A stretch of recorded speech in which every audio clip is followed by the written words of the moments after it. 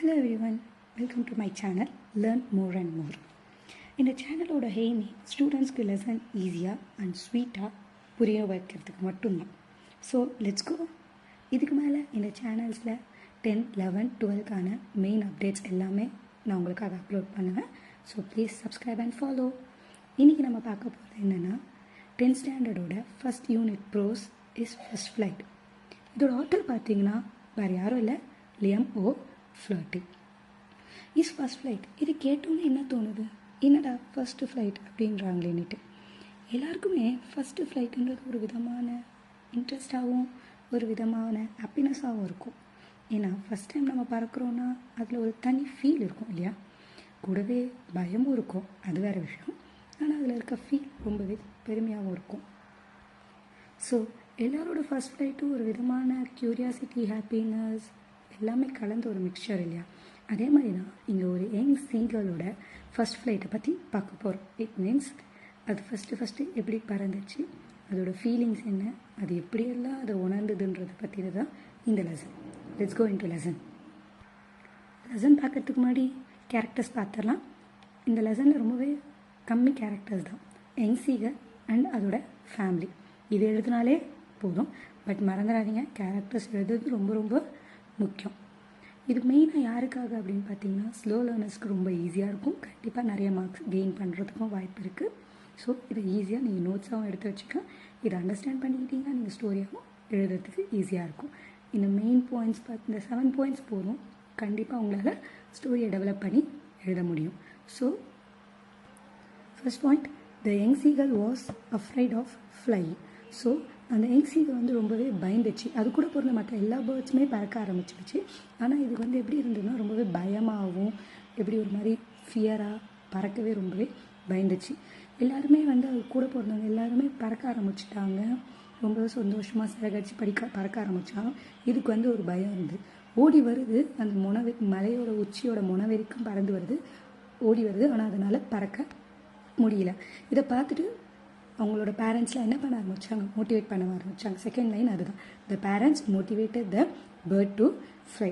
ஏன்னா அது கூட போகிற மற்ற சீகல்ஸ் எல்லாமே பறக்க ஆரம்பிச்சிடுச்சு. ஆனால் இது மட்டும் என்ன பண்ணலை, பறக்கலை. ஸோ ஃபஸ்ட்டு பேரண்ட்ஸ்லாம் என்ன பண்ணுறாங்க, மோட்டிவேட் பண்ணுறாங்க. என்ன மோட்டிவேட் பண்ணுறாங்கன்னா, உன்னால் முடியும் பற அப்படின்னு சொல்லிட்டு மோட்டிவேட் பண்ணுறாங்க. நெக்ஸ்ட் லைன் பார்த்தீங்கன்னா, the bird was not ready to fly. யார் என்ன மோட்டிவேட் பண்ணாலும் கூட அந்த பேர்ட் என்னவா இல்லை, பறக்கிறதுக்கு தயாராகவே இல்லை. அது ஒரு மாதிரி ரொம்பவே பயந்த சுபாவம், பறக்கிறதுக்கு தயாராக இல்லை. அதுதான் fourth point. It was very hungry. So அது பறக்காததுனால அதுக்கான உணவு அதுக்கு என்ன பண்ண முடியல, கிடைக்கல. யாரும் கொடுக்கவும் இல்லை. இது பறந்து தான் இதோட உணவை தேடி இருக்கணும். பட் இது பறக்கிறதுக்கு ரெடியாக இல்லாததுனால இதுக்கு உணவும் கிடைக்கல. இது ரொம்பவே என்ன ஆயிடுச்சு, ரொம்பவே பசி எடுக்க ஆரம்பிச்சிச்சு. It was very hungry. பசிக்குது, ஆனால் யாருமே சாப்பாடும் கொடுக்கல. இதுவும் அதோட சாப்பாடை தேடி போகிறதுக்கு ரெடியாகவும் இல்லை. Next, the mother shot a fish and made the bird to die. So என்ன தான் மற்ற சீகல்ஸை விட தாயின்ற ஒரு இது இருக்குது பார்த்தீங்களா, மதருக்கு இருக்க லவ் தனி. அது நார்மலாக இருக்கலாம், அது கேன் பி எனி க்ரீச்சர்ஸ்.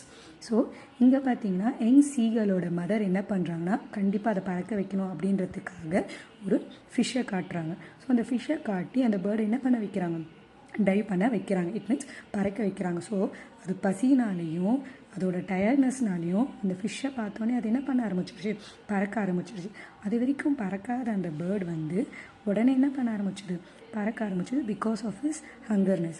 பறக்கும்போது அதுக்கு தெரியல அது பறக்கிறோன்ட்டு. கொஞ்சம் நேரம் கழிச்சு தான் அது ஒரு பாயிண்ட் ஆஃப் வியூக்கு வருது, நம்ம பறந்துட்டுருக்கோம் அப்படின்ட்டு. So the bird started to fly in the sky.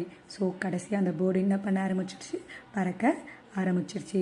லாஸ்ட்டாக the young seagull learn the art of flying. So கடைசியாக அந்த யங் சீகல் என்ன பண்ண ஆரம்பிச்சிருச்சு, லேர்ன் பண்ணிச்சு இனத்துக்கு பறக்கிறதுக்கு. ஸோ அது கூட பிறந்த மற்ற பேர்ட் மாதிரி இதுவும் என்ன ஆரம்பிச்சிருச்சு, பறக்க ஆரம்பிச்சிருச்சு. ஸோ லாஸ்ட்டாக மாரல் பார்த்தீங்கன்னா, the secret of happiness is courage.